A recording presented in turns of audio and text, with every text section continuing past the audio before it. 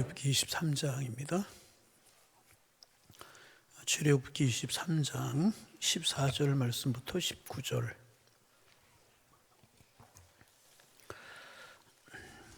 저와 여러분이 한 절씩 교독으로 보십니다. 출애굽기 23장 14절에서 19절, 14절 말씀 제가 먼저 봉독합니다. 너는 매년 세 번 내게 절기를 지킬지니라.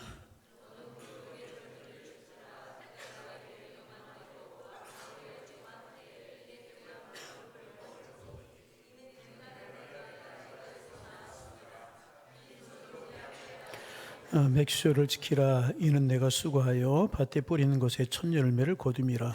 수장절을 지키라. 이는 내가 수고하여 이룬 것을 연말에 밭에서부터 거두어 저장함이니라.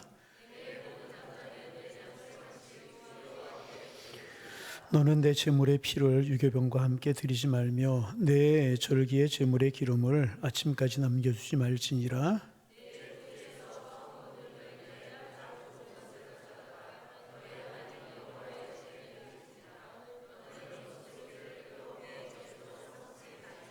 아멘. 인간은 망각하는 존재입니다. 그 말은 뭐냐 하면 인간은 지난날의 기억을 잃어버리며 살아가는 존재라는 것입니다. 그런데 이제 망각이라고 하는 것이 우리 인간들에게 한편으로는 축복이 되기도 하고 한편으로는 저주가 되기도 합니다. 이 축복이 된다는 이야기는 뭔가 하면 망각이 없으면 인간이 사는 삶이 너무나도 고통스러울 것입니다. 예를 들어서 어떤 사람에게 상처를 입었어요. 아주 심한 고난을 당했어요. 그러면 세월이 지나면서 그 상처를 받은 것들, 고통을 당했던 것들이 잊혀져야 되는데 그렇지 않고 지난날의 실패와 아픔이 그대로 살아있다면 너무나 힘든 삶 아니겠습니까? 그래서 있는 것, 망각이라고 하는 것은 축복입니다. 하지만 또 망각은 이제 저주이기도 한 것입니다. 왜 저주가 되는가? 과거의 실패와 잘못 같은 것들, 그리고 이제 그 상처는 잊어야 되지만 그로 인한 교훈은 기억해야 되는 것입니다. 그죠? 그런데 그 교훈까지 잊어버리면 같은 실수를 반복하게 이제 되는 것입니다.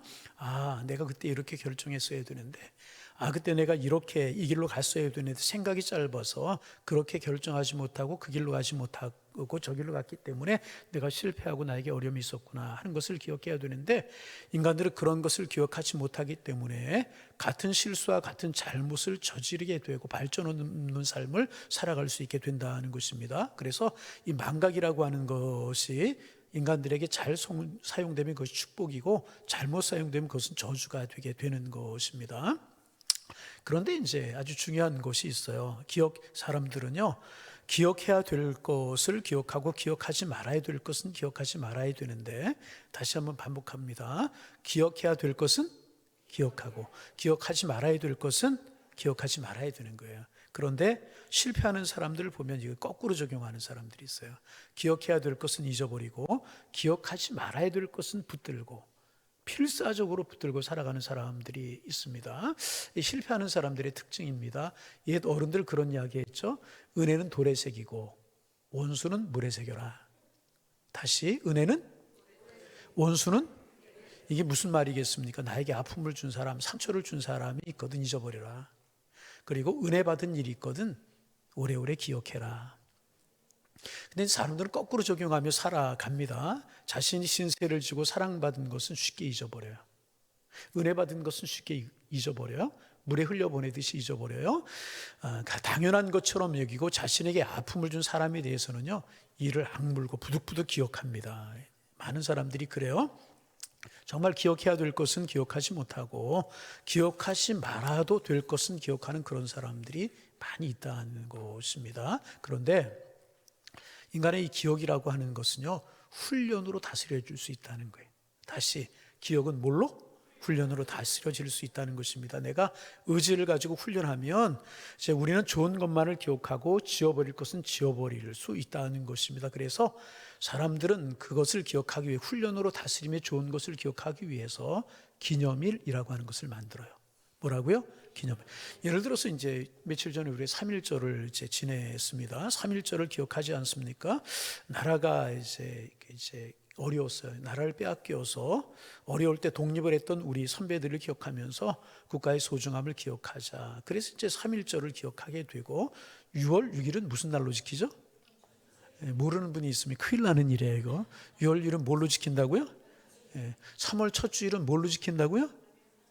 2월 27일은 무슨 날이라고요? 왜 대답을 억지로 안 하려고 그러는 것 같아요. 우리 교회 창립일이기도 하지만 제 결혼기념일이라고 몇 번씩 이야기하는. 6월 6일은 뭐라고요? 6월 6일. 현충일로 이제 지키는데, 우리나라의 자유민주주의를 지키기 위해서 피 흘린 많은 순국전우를 기억하자는 그런 의미로 이제 6월 6일 현충일 그래 지키지 않습니까? 뿐만 아니라 인간의 도리를 잘 지키자 그래서 어버이날을 만들어 지키게 되는 것이고 기념일을 만든 거예요. 어린이날, 스승의 날을 이제 지키는 것입니다. 이런 것들은 뭐냐 하면 인간의 도리를 다하기 위해서 만들어 지키는 그런 날들입니다. 이런 기념일을 우리가 보다 더 나은 삶을 살기 위해서 만들어서 지키기 위해서 만들어 온 그런 날이라고 이야기를 할 수가 있습니다. 그런데 이런 모든 기념일보다 더 중요한 것이 있습니다. 무엇일까요?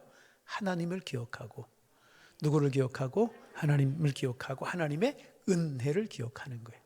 그런 기념일보다 훨씬 더 중요한 것이 하나님을 기억하고 하나님의 은혜를 기억하는 것이라는 것입니다. 가정이 참 소중하죠. 생명이 참 소중한 것이고 인륜이 참 귀하고 소중한 것이지만은 이 모든 것을 다 허락하신 분이 누구? 하나님이시라. 그러기에 하나님과의 관계가 무엇보다 먼저라는 것이. 그래서 우리를 사랑하신 하나님께서 우리에게 하나님의 은혜를 기억하고 살라고, 하나님의 은혜를 기억하고 살라고 세 가지 절기를 우리에게 허락해 주셨다는 거예요. 몇 가지 절기? 세 가지 절기. 그게 이제 오늘 본문입니다. 그래서 우리가 십계명을 끝냈어요.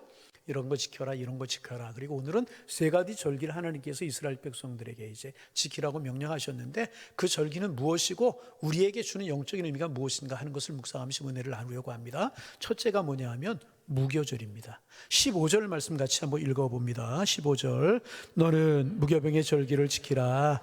내가 내게 명령한 대로 아비월에 정한 때에 이래 동안 무교병을 먹을지니 이는 그달에 내가 애굽에서 나왔음이라 빈손으로 내 앞에 나오지 말지니라. 무교절을 지키라고 말씀을 하셨습니다. 이날을 우리가 유월절이라고 이야기도 합니다. 유월절을 지키는데 누룩이 없는 떡이 들어간 누룩이 없는 이제 들어가지 않은 그런 무교병, 빵을 먹으라고 해서 무교절이라고도 이제 부릅니다. 이날은 여러분 아시는 것처럼 이스라엘 백성들이 430년 동안 애굽에서 노예살이를 하다가 하나님의 은혜로 해방받은 날. 우리로 말하면 광복절과, 우리나라 광복절이 언제죠? 또 6월 6일 그러시면 안 됩니다. 언제라고요? 8월 15일. 우리나라 광복절 같은 이스라엘이 해방된 그런 날입니다.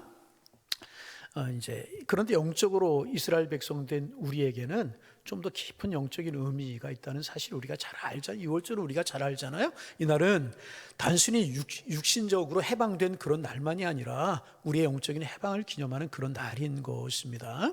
10가지 재앙이 있던 날 밤에 죽음의 재앙이 애굽 전역을 휩쓸고 지나가던 그 밤에 하나님께서 명하셨죠. 어린 양을 잡아라. 그리고 문설주와 임방에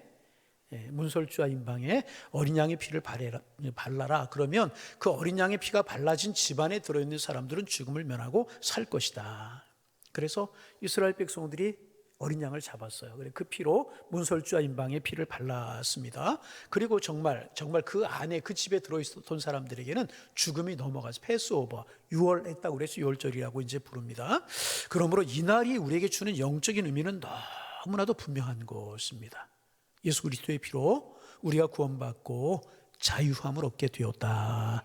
어린 양이 죽고 그 문설주와 임방에 어린 양의 피를 바른 집안에 들어있는 사람들은 살았듯이 하나님께서 우리를 사랑하셔서 예수 그리스도를 이 땅에 보내주셨고 그를 믿는 마음의 문에 임방과 문설주에 예수 그리스도의 피를 믿는 믿음으로 예수 그리스도의 보혈의 피가 발라져 있는 사람들은 구원받고 자유함을 얻게 되었다는 것입니다. 그날을 기억하라고 하는 것이 유월절의 현대적인 의미라는 것입니다. 그러므로 그리스도인들은요 자유함을 얻은 사람들이에요. 이스라엘 백성도 애굽에서 해방되어 구원을 얻었듯이 우리는 자유를 얻은 그런 사람입니다.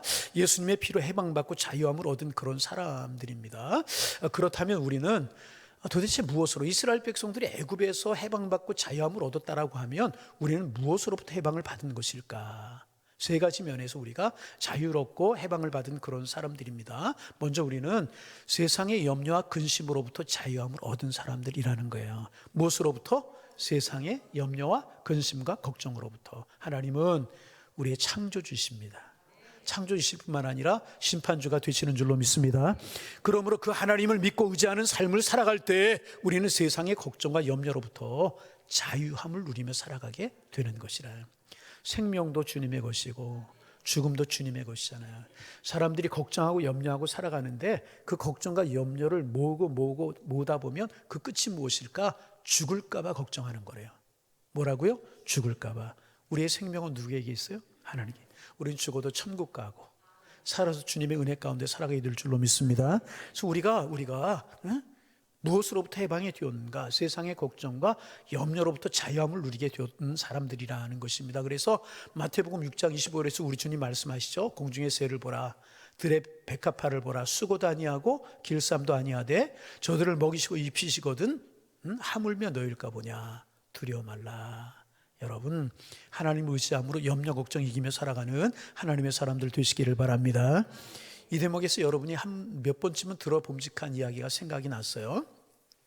옛날에 이제 시골에서 어떤 할머니가 허리가 이렇게 연세가 들어서 허리가 좀 꼬부러진 그런 할머니신데 아주 무거운 보따리를 머리에 쥐고 길을 가고 계시는 것입니다. 한 젊은이가 이제 젊은 운전자가 차를 몰고 가다가 할머니를 봤어요. 고향에 이제 어머니가 생각이 나는 겁니다. 차를 세우고 할머니 무거운 짐을 지고 가시는데 제가 태워드릴게요. 뒷자리에 타십시오. 어디까지 가시는지 가시는 데까지 제가 모셔드릴게요. 그리고 이제 그 트럭 뒤에다 이제 그 할머님을 태웠습니다. 뒷자리에 할머니를 태우고 한참 가다 백밀러로 보니까 이상한 장면이 보이는 거예요. 할머니가 뒷좌석에서 머리에 짐을 그대로 지고 그대로 이고 이제 계시더라는 것입니다. 그래서 할머니 짐 좀 내려놓으세요. 무겁게 그 짐을 왜 머리에 차를 타시는데 이고 계시는 겁니까? 내려놓으세요 그랬더니 아니 젊은 양반 태워준 것도 고마운데 이걸 어떻게 내려놓소 그러더라는 것입니다. 이미 탄 건데 그거 그대로 머리에 지고 계시더라는 것입니다. 여러분, 생명 하나님의 장중에 있고요, 우리의 되고 안 되는 거 하나님의 장중에 달려있는 줄로 믿습니다. 그러므로 염려, 근심, 걱정 다 주님께 맡기는 사람들이 주님의 사람들. 그런데 할머니처럼 예수 믿으면서도 신앙생활 하면서도 우리의 염려, 우리의 근심, 걱정을 내가 지고 이고 살아갈 때가 참 많다는 것입니다. 여러분 기억하시길 바랍니다. 우리가 예수 믿는다는 것은요, 염려와 근심으로부터 해방을 받았다는 것입니다. 자유함을 누리며 살아가는 하나님의 사람들 되시기를 소망합니다. 주님이 십자가를 지시고 찔리고 상하신 것 우리의 죄 때문만 그렇습니까? 우리의 수고와 슬픔, 우리의 인생의 무거운 짐, 그런 것 때문에 우리 예수님 십자가에 죽으셨잖아요. 주님 안에서 근심 걱정 버리고 참 자유함을 누리며 살아가시는 하나님의 사람들, 하나님이 사랑하시는 여러분들 되시기를 주님의 이름으로 축원합니다. 또 우리는 죄로부터 해방받은 사람들. 무엇으로부터? 로마 3장 23절이잖아요. 모든 사람이 죄를 범하였기에, 다시 모든 사람이 죄를 범하였기에 하나님의 영광이 이르지 못했다. 모든 사람 누구도 다 죄인이라는 거예요. 여기서 예외될 수 있는 사람은 없다는 것입니다. 그러므로 우리는 행위로 구원받을 수 없습니다. 세상에 무엇으로도 우리는 구원받을 수 없는 존재들이라는 것입니다. 그래서 하나님께서는 예수님을 이 땅에 보내주셨어요. 그리고 저와 여러분의 모든 죄를 짊어지고 십자가에 못 박혀 죽게 하셨습니다. 그리고 말씀하십니다. 그 주님을 믿기만 하면 죄가 사해지고 천국 백성이 되고 하늘의 생명책에 그 이름이 기록된 사람이 될 것이라고 말씀하셨습니다. 그 예수님 믿기만 하면 우리는 모든 죄를 사함받은 하나님의 백성이 되는 줄로 믿습니다. 우리는 예수 믿는 사람들이기 때문에 죄로부터 해방받은 사람들, 염려, 근심, 걱정에서만 해방받은 사람들이 아니라 우리를 파멸을 이끌어가는 죄로부터 해방받은 사람들이라는 것입니다. 그런가 하면 또한 우리는 사망 권세로부터 해방을 받은 사람들입니다. 예수님께서 모든 인간의 죄를 짊어지시고 십자가에 못 박혀 죽으셨어요. 여러분, 예수님이 십자가에 못 박혀 죽으신 것으로 끝나면 우리의 신앙은 의미가 없는 거예요. 청년 예수가 예루살렘에서 골고다 언덕에서 십자가를 지고 비참하게 죽어서 그게 끝이다 그러면 우리의 신앙과 우리의 믿음이 무슨 의미가 있겠습니까? 그런데 우리 주님이요, 사망 권세를 이기시고 3일 만에 부활하셨다는, 죽음의 권세를 이기시고요 부활하셨습니다. 그러므로 예수님의 십자가를 믿고 예수님의 부활을 믿으면 우리도 부활하게 될 줄로 믿습니다. 그 예수님의 부활을 믿는다는 것, 우리도 부활할 것이라고 하는 사실이 무엇입니까? 우리는 사망 권세로부터, 죽음의 권세로부터 해방을 받은 사람들이라는 거예요. 성도님들이 가끔 그런 이야기해요. 목사님, 장례가 나면 뭐라서 나요? 그러면서 농담으로 하시는 분들이 있어요. 짝을 지어 가시려고 하나 봐요. 여러분, 절대로 그런 거 아닙니다. 여러분, 그런 이야기 추워라도 하면 안 돼요. 하나님이 이 땅에 보내셔서 살다가 삶의 수완이 끝나면 하나님이 데리고 가시는 거지 뭐. 그래서 어제도 이제 우리 함께 신앙생활 하시던 이제 집사님 부르심을 받으셔서 장례했고, 또 오늘 또 이제 제가 오늘 허영기 목사님이 설교인데 제가 갑자기 설교를 하게 되었냐 하면, 진주에서 우리 현대아파트 사는 김영식 집사님 아버님이 돌아가셨어요. 진주에서 올라오고 있을 거예요 아마. 그래서 이제 제가 갑자기 설교를 하게 되었는데, 오늘 또 장례가 나왔고, 이렇게 장례가 이제 나가고 그러는데, 여러분, 장례할 때마다 정말 어느 장례고 마음이 이제 슬프지 않은 장례가 없잖아요. 그런데 세상 사람들의 장례를 맞이해서 당하는 슬픔과 우리의 슬픔은 다르잖아요. 늘 이야기하는 것처럼 세상 사람들은 소망이 없는 슬픔이에요. 우리의 슬픔은 소망이 있는 슬픔. 왜? 우리 주님이 사망 권세를 이기셨기 때문에, 부활하셨기 때문에 우리도 부활하게 될 줄로 믿습니다. 그래야 우리에게는 영원한 결별이 없고 영원한 이별이 없는 것이라는 것입니다. 주님 안에서 우리는 다시 살게 되고 주님 안에서 우리는 다시 만나게 될 줄로 믿습니다. 우리는 사망의 권세, 죽음의 권세로부터 해방받은 사람들. 믿으시면 큰 소리로 아멘. 세상에 여러분, 죽음을 정복한 사람들이 어디 있어요? 제가 장례 때마다 이야기하잖아요. 진시황 죽는 거 싫어서 불로초를 구했지만 기록에 의하면 40대에 죽었대요. 다른 사람은 일찍 죽었대요. 알렉산더 천하를 지배했잖아요. 그가 생전에 자기가 정복한 땅을 밟아보지도 못했대요. 근데 죽었잖아요. 여러분, 그렇죠. 인간은 이런 것입니다. 근데 이렇게 험한 것이 인생이라고 하면 인생보다 험한 것이 어디 있습니까? 그러나 예수님 안에서 우리는 사망, 죽음의 권세를 이긴 사람들, 주님이 부활하셨기에 우리도 부활하게 될 줄로 믿습니다. 조금 정리하면, 그래서 우리가 이제 세상을 떠나요.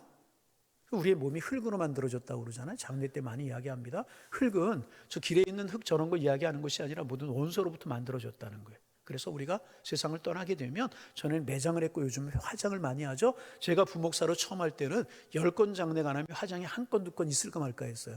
요즘 완전 역전이 됐어요. 그죠? 그래서 이제 화장이 이제 장례가 10건 나면 거의 다가 화장이고 한 건, 2건 거의 없는 거야. 매장하고 이제 그러는데, 여러분, 이제 제가 신학교 다닐 때, 이렇게 지금부터 한 30여 년 전이죠. 30여 년 전에 신학교에서 이제 곽선희 목사님이 이제 조직신학 이런 것들을 강의하셨거든요. 그런 걸 강의하면서 한 번은 여담으로 그런 말씀을 하셨어요.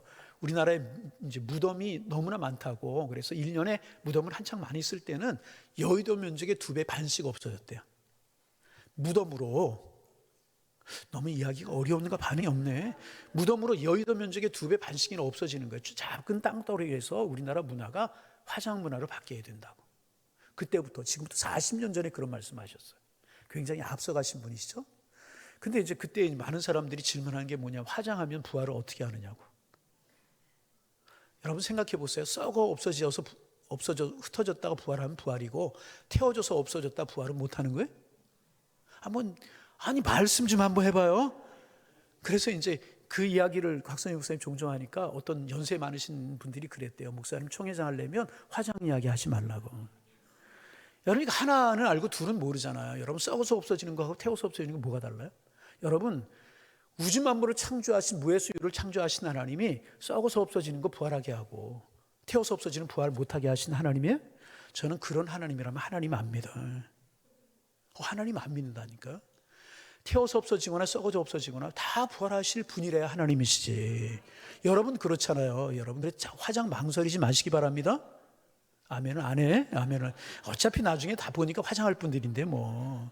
우리 미리미리 이런 것 좀 정리해 두는. 전에도 그런 이야기 했죠. 그리고 제가 장례를 하면서 아까운 것 중에 하나가 뭐냐 하면, 입관을 하잖아요. 입관할 때 제가 거의 들어가는데, 그러면 그 수의관 그런 거 너무 좋은 걸 써요. 자녀들의 마음에 이해할 수 있죠. 마지막 길이고 이제 이러고 나면 이 땅에서 못 벌기에 관도 이렇게 두근 거 몇백만 원짜리 관을 쓰고, 수의도 몇백만 원짜리 수의를 쓰고 그래요. 그런데 가만히 생각해 보세요.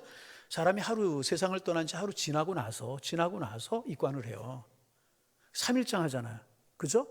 그러면 마지막 3일 되는 날은 새벽까지 나가. 그럼 그분이 수의를 얼마나 입혀드리는 거예요? 그리고 태워버려. 얼마나 입고 있는 거예요? 하루도 못 입고 있어. 그것을 위해서 몇백만 원짜리.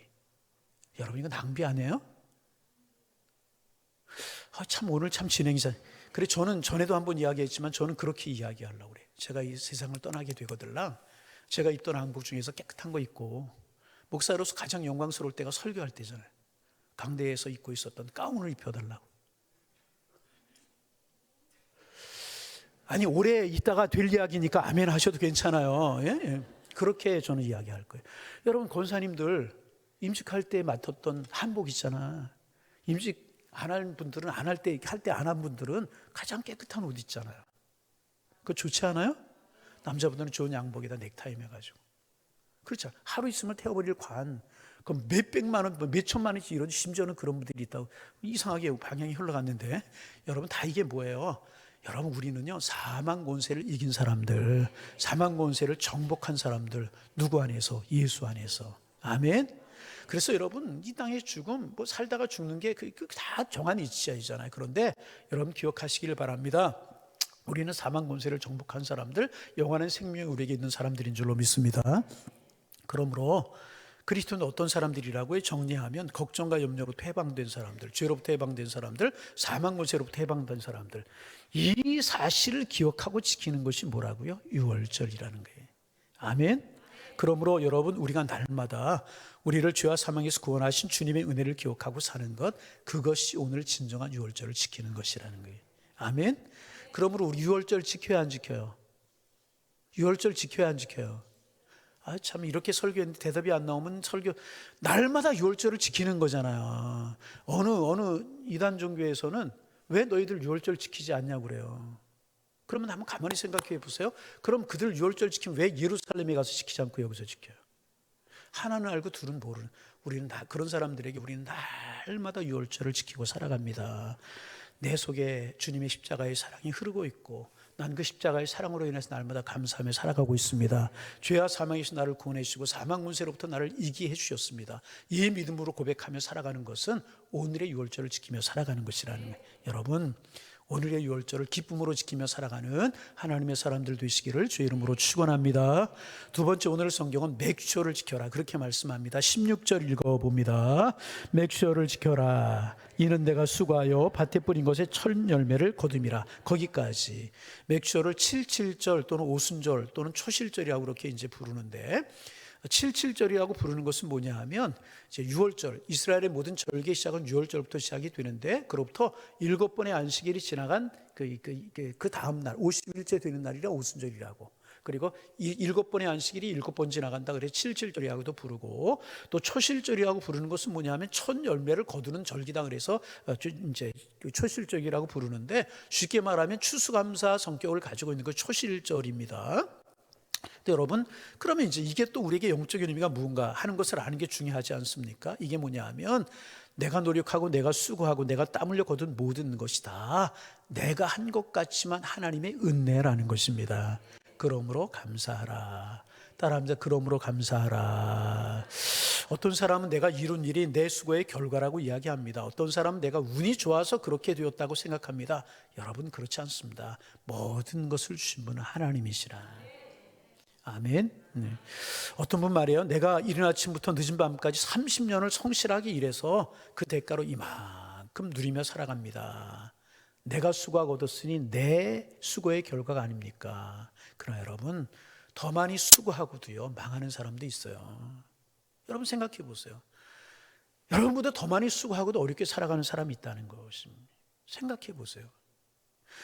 어떤 농부가 말합니다. 내가 봄에 씨 뿌리고 더운 여름에 잡초를 뽑고 가을에 수확했으니 이것을 내가 고도 드리는 것 아니냐고. 그러나 여러분 이른 새벽 나가서 씨 뿌리고 더위에 잡초를 뽑았을지라도 햇빛을 주시는 분이 누구시고 비를 내려주시는 분이 누구십니까? 비가 없고 햇빛이 없었다면 거둘 수 있었겠습니까?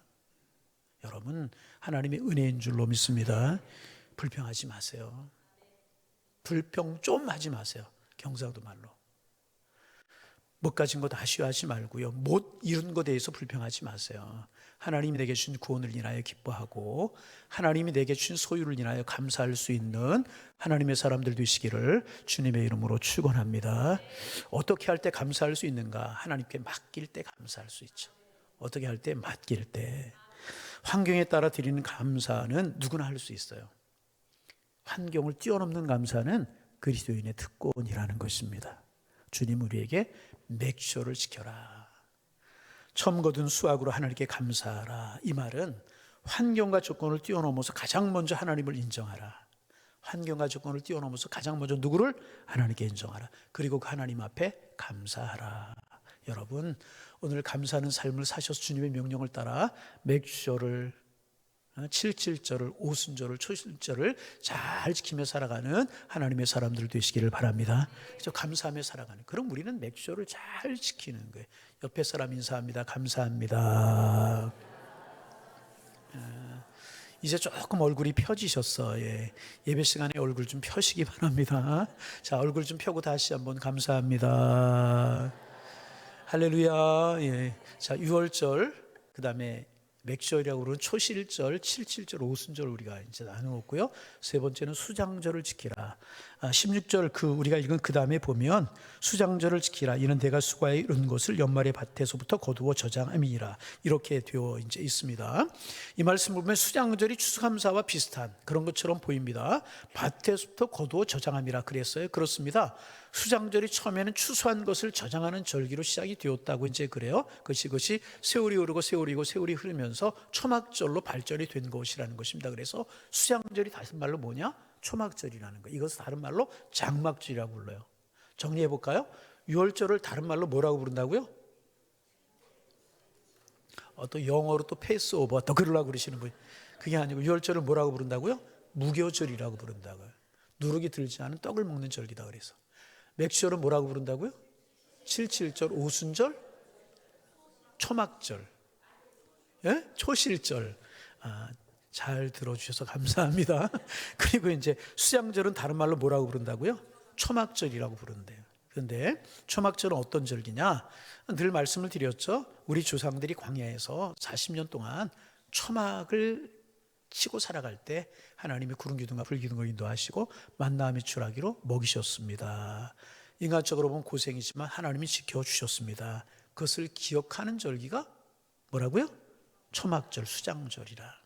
그래서 지금도 경건한 유대인들은 이 절기가 되면 천막을 들고 집에서 나온대요. 집 밖에서 길가에 나와서 또 정한 장소에 가서 혹은 야산 같은 데 가서 광야로 나가서 초막을 치고 옛날 우리 조상들이 이렇게 광야에 살았습니다. 고생했지만 하나님 우리의 조상들을 지켜주셨습니다. 낮에는 무슨 기둥?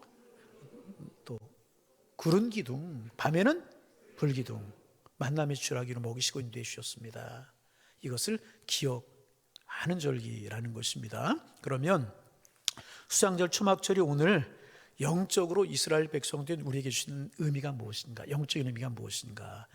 이겁니다. 단순합니다. 우리 인생이 나그네라고 하는 것을 기억해라.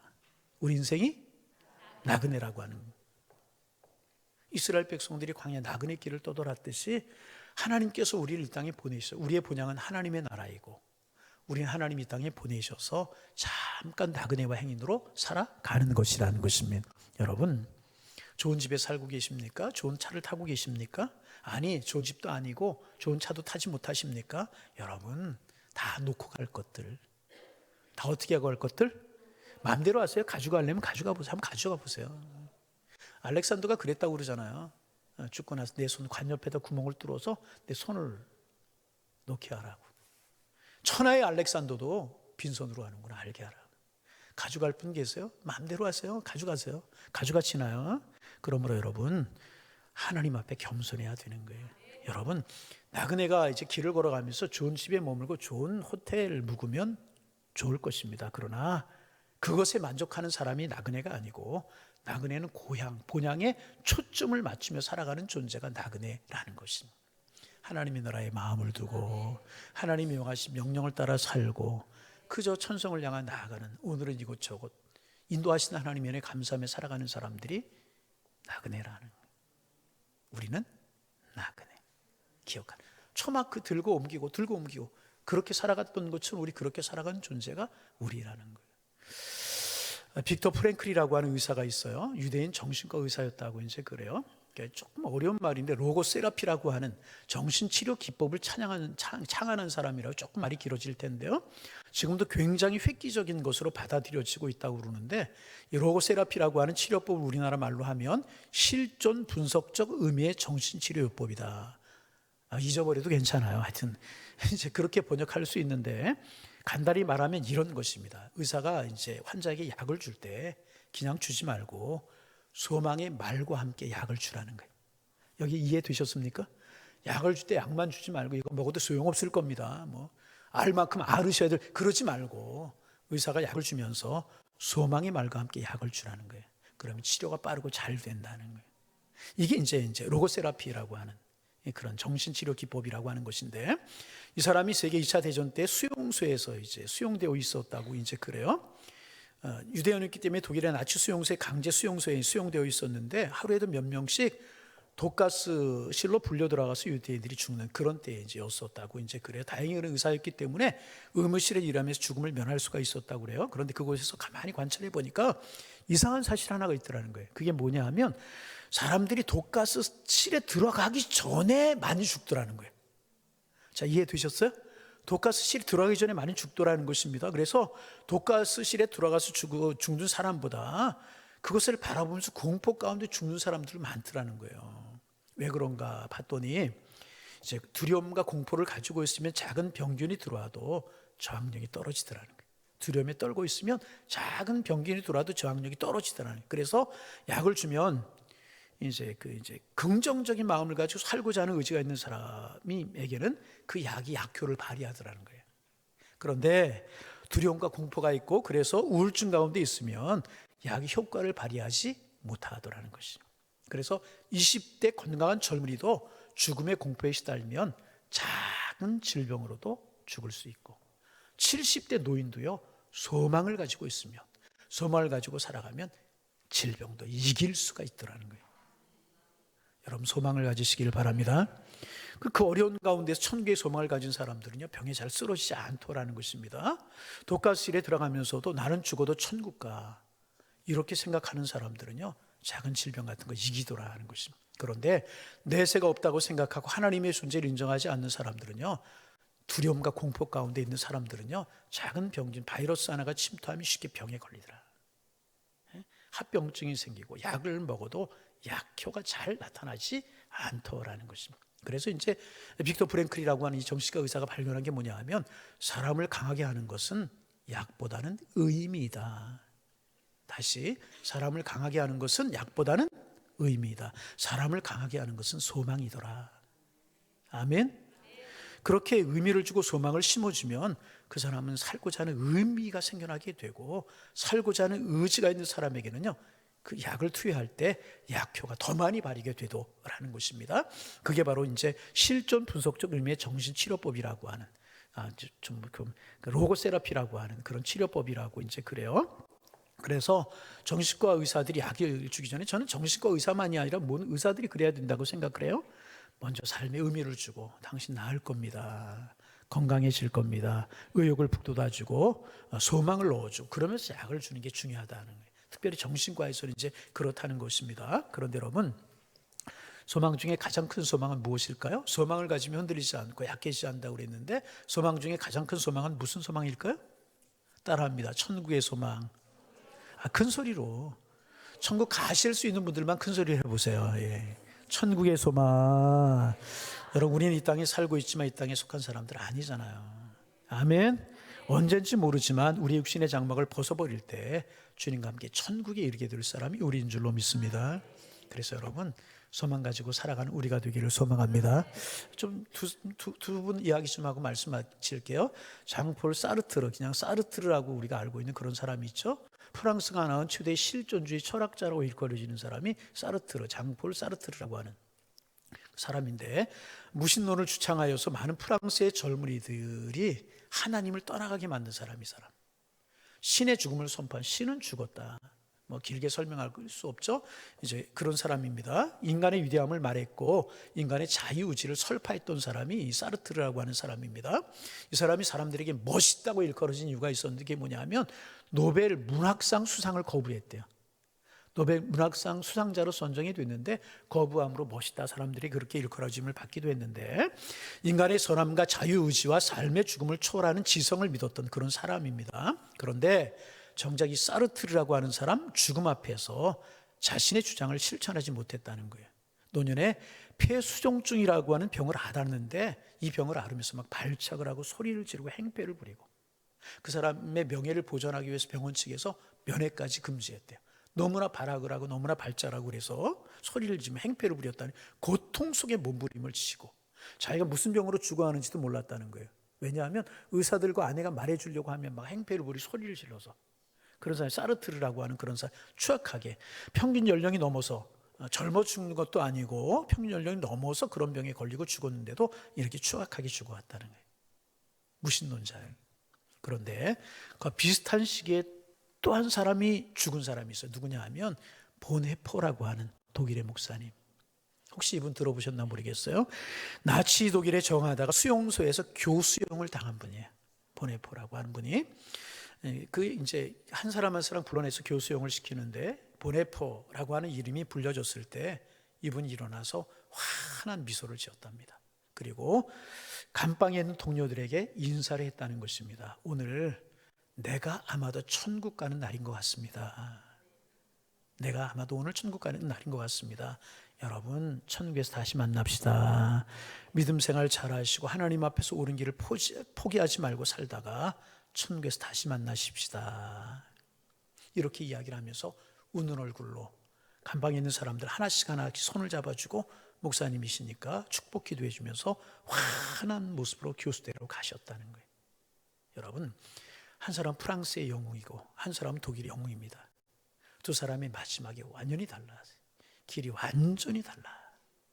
한 사람은 고향이 있음을 믿었어요.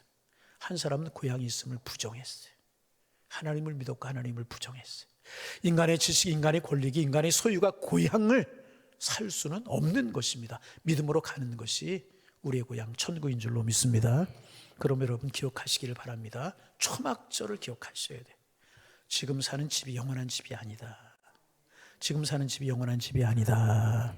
이스라엘 백성들이 40년 광야에 살았듯이 우리 인생은 나그네 길입니다. 다 놓고 갈 것들, 다 놓고 갈 것, 한시적인 것이라. 그러므로 하나님 앞에서 겸손해야 될 것이라. 이 대목에 솔로몬의 고백이 생각났어요. 전도서 1장. 여러분, 솔로몬이 어떤 사람입니까? 이 세상에 솔로몬보다 부귀한 것을 누린 사람 없을 거예요. 그런데 그 솔로몬이 노년의 인생에 대해서 이렇게 고백하잖아요. 헛되고 헛되며 헛되니 모든 것이 헛되다. 소유도 헛되고 권력도 헛되고 명예도 헛되고 지식도 헛되고 헛되고 헛되다는 것입니다. 하나님 안에서만, 주님 앞에서만 이런 것들이, 소유도 권력도 명예도 지식도 생명도 의미를 갖게 되는 것이지, 하나님을 떠난 모든 것들은 다 헛되다는 것이라. 하나님께서 1년에 3번 절기를 지키라고 명령하셨어요. 경건한 유대인들은 지금도 이것을 지키고 있습니다. 그러나 우리는요, 3번만 절기를 지키는 것이 아니라 우리 날마다 절기를 지키며 살아갑니다.